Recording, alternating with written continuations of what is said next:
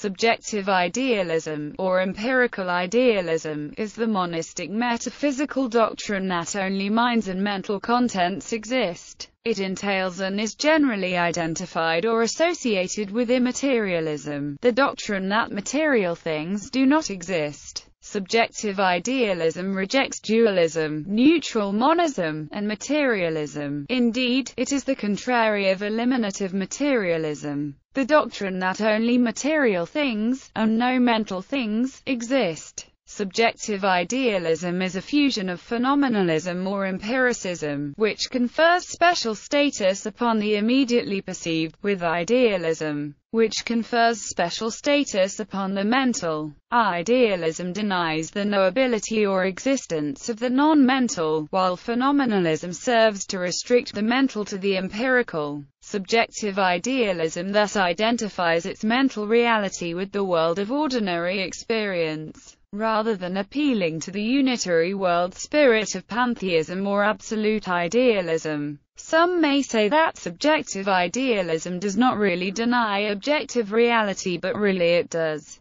Word objective is for the mind-independent reality, so there can be no mind-dependent objective reality, thus it does reject it. Moreover, as a phenomenalist doctrine it can say reality is a complex of fields, and as a constructivist doctrine it may say that reality is a constructive, one's mind, radical, but logically finished and consequent form of subjective idealism is solipsism. The earliest thinkers identifiable as subjective idealists were certain members of the Yogacara school of Indian Buddhism, who reduced the world of experience to a stream of subjective perceptions. Subjective idealism made its mark in Europe in the 18th century writings of George Berkeley, who argued that the idea of mind-independent reality is incoherent, concluding that the world consists of the minds of humans and of God. Subsequent writers have continuously grappled with Berkeley's skeptical arguments. Immanuel Kant responded by rejecting Berkeley's immaterialism and replacing it with transcendental idealism, which views the mind-independent world as existent but incognizable in itself. Since Kant, true immaterialism has remained a rarity, but is survived by partly overlapping movements such as phenomenalism, subjectivism, and perspectivism. P.S. Immaterialism, panpsychism and teachings of Berkeley and Fichte are not really can be said to be subjective idealistic, rather Platonical type idealism recognizing other minds. History.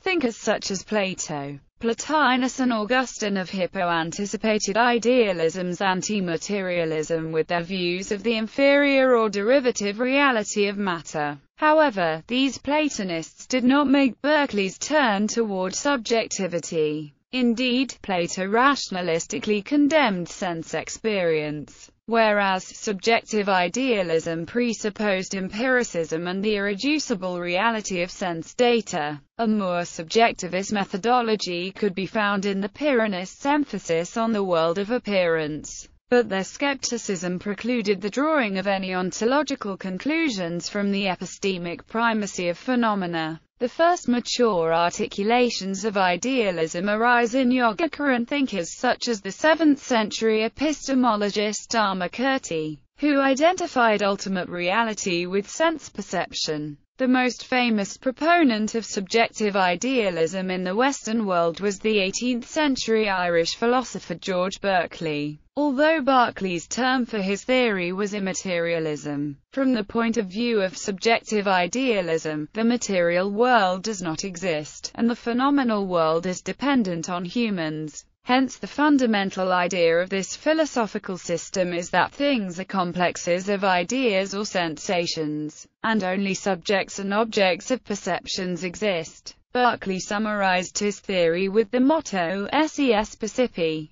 but went on to elaborate it with God as the source of consensus reality and other particulars. According to Berkeley, an object has real being as long as it is perceived by a mind. God, being omniscient, perceives everything perceivable, thus all real beings exist in the mind of God. However, it is also evident that each of us has free will and understanding upon self-reflection, and our senses and ideas suggest that other people also possess these qualities as well. According to Berkeley, there is no material universe. In fact, he has absolutely no idea what that could possibly mean. To theorize about a universe that is composed of insensible matter is not a sensible thing to do. This matters because there is absolutely no positive account for a material universe. Only speculation about things that are by fiat outside of our minds. Berkeley's assessment of immaterialism was criticized by Samuel Johnson, as recorded by James Boswell. Responding to the theory, Dr. Johnson exclaimed, "I refute it thus, while kicking a rock with mighty force." This episode is alluded to by Stephen Dedalus in James Joyce's Ulysses, Chapter 3. Reflecting on the ineluctable modality of the visible, Dedalus conjures the image of Johnson's refutation and carries it forth in conjunction with Aristotle's expositions on the nature of the senses as described in Sense and Sensibila. Aristotle held that while visual perception suffered a compromised authenticity because it passed through the diaphanous liquid of the inner eye, before being observed, sound and the experience of hearing were not thus similarly diluted.